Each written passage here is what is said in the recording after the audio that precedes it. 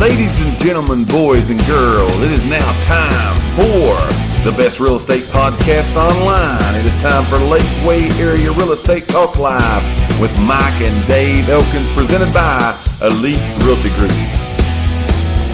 Here's the real estate information today we're going to talk about.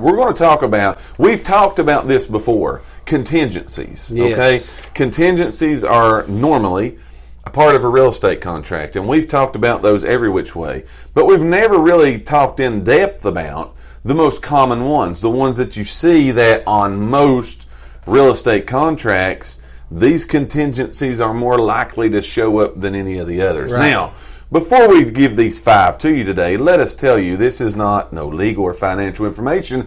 This is just us giving you our opinion of things that we see. Right. Should you need legal or financial information, what do they need to do?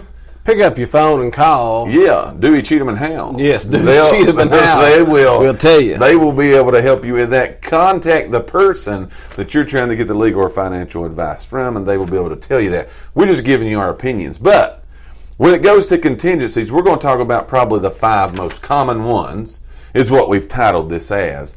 But a contingency can literally be anything. You can make anything a contingency. I think we said the last time we talked about contingencies was you can make it contingent upon the AC/DC stuff staying in the basement. Yes, that's exactly right. It can be there. But we're going to give you the most 5 common ones that you should be prepared either to, one, ask for this to be a contingency if you're buying, or as a seller, don't be surprised if you don't see these being asked of you as a contingency on the contract that you have. So you ready to go? Got anything else you need to say before we go? Here we go. Here's number 1. No particular order here, all right? The home inspection contingency is going to be the number 1, all right? Yes. There is, in the state of Tennessee, it is actually built into the contract, right? Mm-hmm. Into the legal, state, supplied, approved contract. Right. A home inspection is built into the contract. That's not saying it's necessary. No, not always that it has to be done. It can be waived. It can be done away with. It can be said, I don't want it. But a common contingency, which is what we're talking about today, that is usually asked for in a real estate contract in the state of Tennessee is a home inspection to be performed. Why is that important? It's important because if you're looking at this let's look from the buyer's perspective here. Okay. They're going to want to go in and make sure that the house they're getting ready to be committed to pay for, the amount of money, whatever that is, whether it be their cash money or they're going to get a loan on it, which we'll talk about more later. They're going to want to make sure that that house is not ready to fall down. It's as good as it looks. It's as good as it looks. The electrical's right. They're not going to be worried about moving in and know they've got a electrical hazard that could cause a fire. Right. The roof's not got a hole in it that you've put a piece of plastic over. You got foundation problems. Things like that. So that's why they're going to look at and say, they're probably going to ask for a home inspection to be done. We've talked about what that is before many, many times. But as a seller, also, as a buyer, you probably want to do a home inspection. Right. But as a seller, don't be surprised. Don't get upset if someone says, even though you've got a beautiful home, it looks and is as good as it looks. Don't be surprised if someone says, hey, we're going to have a home inspection. It's going to be contingent upon a home inspection. And talking about home inspections, I think we've heard a little bit of the reasons why people do those. I just gave some of them. But sometimes people want to know if there's any problems. The second thing is they just want to rule out that there aren't no problems. Right? It's not that they're going to try to get a home inspection and say, well, you've got a problem here and I'm not going to buy your house. Yes. They just want to know what could be a problem for them. And being honest, like I said about home inspections before, you're hiring somebody to come in and find stuff wrong. Absolutely. 95% of the time, unless you've listened to us before and had a pre-inspection. Right. Which I think we're going to talk about, pre-listing home inspection. Right. Most of the time, they're going to find stuff wrong with every home. Absolutely. The buyers normally know that. Oh, yeah. 100%. Everything's going to have something wrong with it. So in their minds, they're want to see how much. Right. Is this stuff that I can do, or is this stuff I need to ask to be done? Right, ask to be done. And you made a good point there with the pre-listing. Yes. The pre-listing home inspection. You've heard us say before, get a pre-listing home inspection. It kind of helps you up front on doing these things. Right. So we're talking today about the five most common contingencies that we see. They're usually part of a real estate contract. Again, whether you're buying or selling, buying you can ask for these, selling you should be prepared to be able to look that these may come to you. So that is number one. What do you got for number two? Number two is the appraisal contingency. Right. Okay. Why would it be important that an appraisal contingency is on there? Well, obviously so. Yes. You want to make sure that the property that you're buying is worth the money you're about to give. Yeah, exactly. Right. So you want to know that that if you get in this deal, and just had this happen on my last one. Right. The asking price, that comes in a little low. Mm-hmm. Is the seller going to drop to that? Right. Is the buyer going to pay more? Pay more? Right. There's options there. That's right. So that appraisal contingency is wrote in there. Again, that's another thing that's wrote into the contract. Mm-hmm. You don't have to add that. It's not nothing special. It's pre-wrote in there. You can waive that. Yes. I wouldn't recommend it. Right. Wouldn't need it. Yeah, I wouldn't. But that is something that's already wrote in there is the appraisal. Right. And then you look at it though, most of the time, there are cash deals. There's, in our market, there's several cash deals. However, there are more deals that have a mortgage on them. Right. There are more transactions. There's a mortgage that takes place versus a cash deal. Most of the time, that lender is going to say, this house has to appraise or we ain't loaning no money on it. Right. So again, that's one of the reasons. Again, that's a real common contingency. It's got to appraise because the lender is going to be the one putting their foot down to say, we're going to loan or we're not going to loan. Right. And a lot of times it's all based upon that appraisal, what that comes back at. If it does not appraise, there are options though. If it appraises for too much, good for you as the buyers buying that house. Yeah, you got You've got what we call equity, yes, coming into that house. So anything else about the appraisal? So we got home inspection, we've got appraisal. Here's the third one. And kind of goes along with the appraisal one. The third one is a financing contingency, all right? If you're purchasing a home and you're going to be getting that mortgage, I would want to make sure that if I didn't have the cash to pony up and buy this thing, that the person that I'm going to try to get the money from, the lending institution, the mortgage company, whoever, they're actually going to finance me on this deal. Right, absolutely. Now, there's a lot of things that go into that. Appraisal's one of them, right? Your credit, all of those things, the amount of money you may be or may not be paying down, your debt to income ratio, all of those things go into, can I get financing on this home? Right. But a very common contingency, again, is I must be able to get financing on this home. It's another thing that's pre-written into the contract. Yes. Financing contingencies on there. Of course, you can waive that. Right. Now, listen, if you're buying a house, okay, if you're not buying it through us or whatever, then make sure if you're getting a loan, that box is checked. Oh, yeah. You would be surprised if I have a listing. Right. You'd be surprised how many times I get that and that is waived. Right. And so I always say, is this a cash deal? Right. So, because you just waived the financing contingency. Right.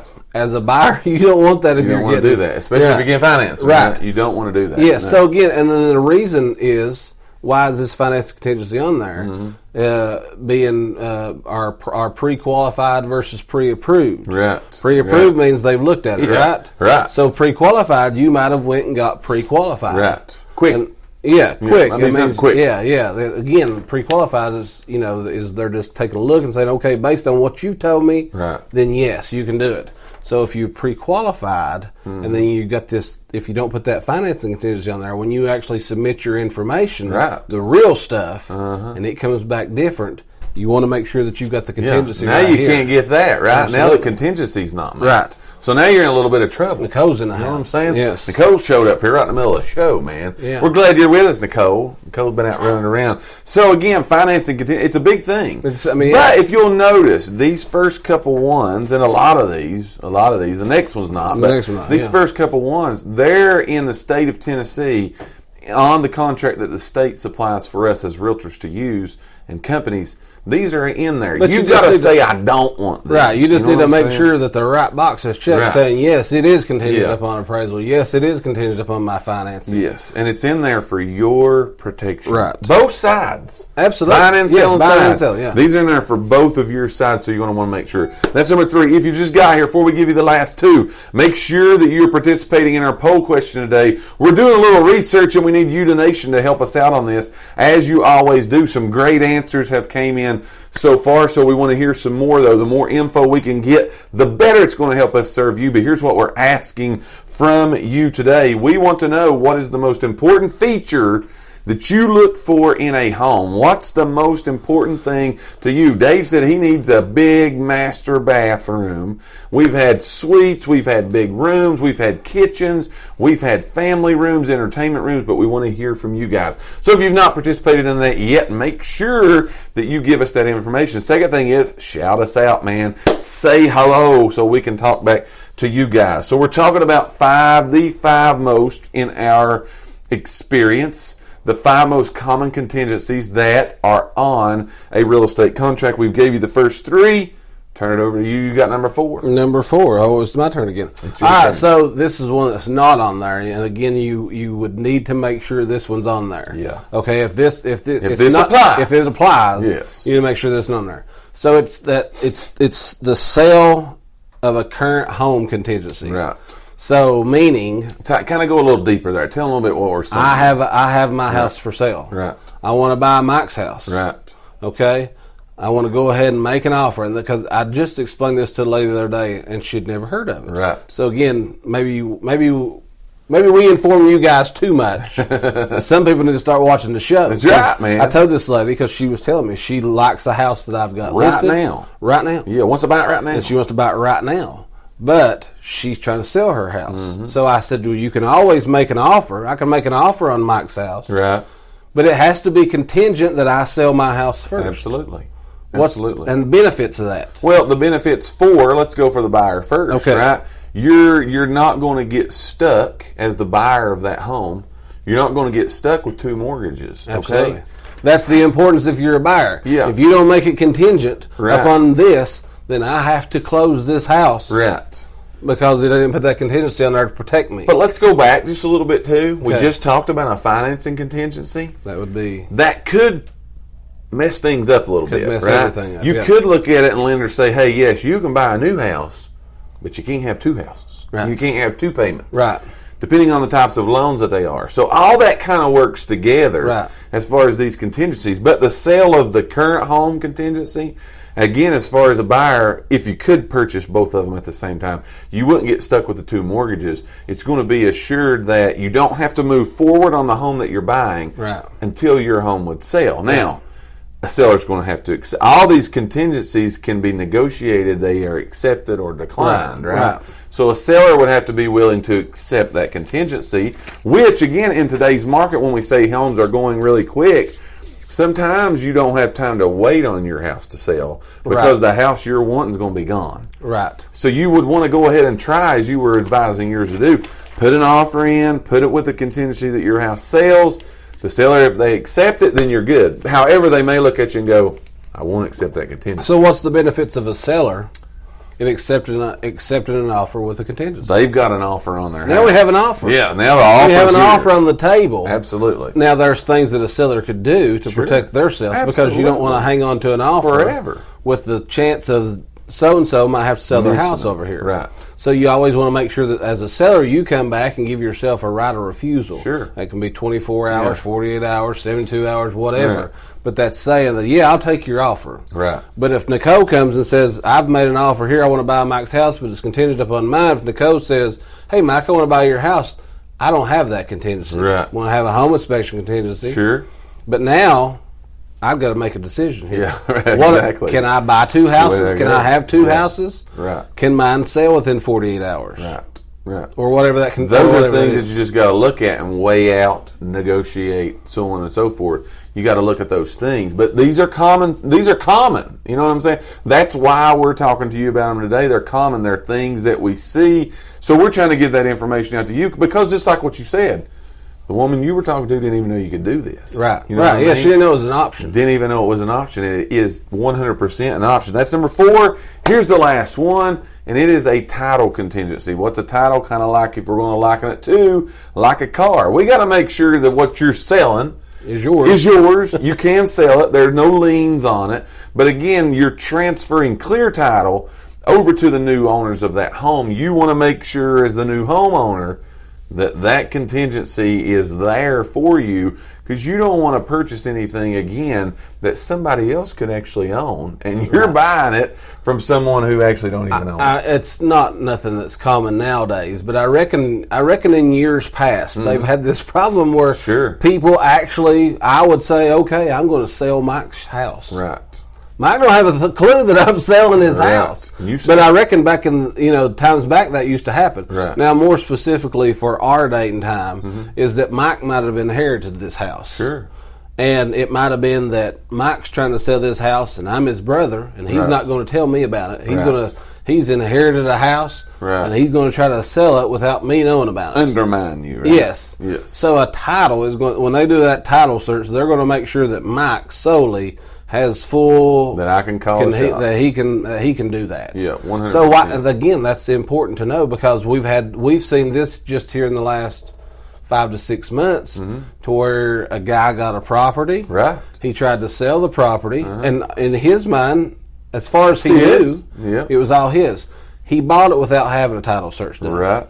He bought it just, hey, Mike, we're good old boys, I'm going to buy this off of you. Right. I bought it. What he didn't realize is what he inherited was a bunch of back child support. Right.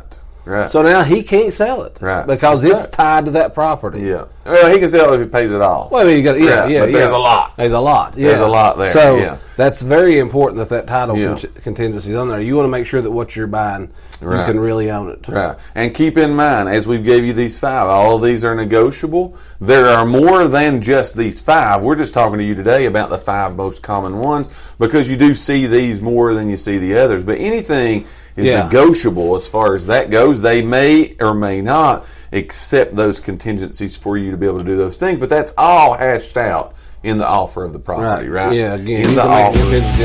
These are the common. 100%. We thank each and every one of you for listening to today's podcast.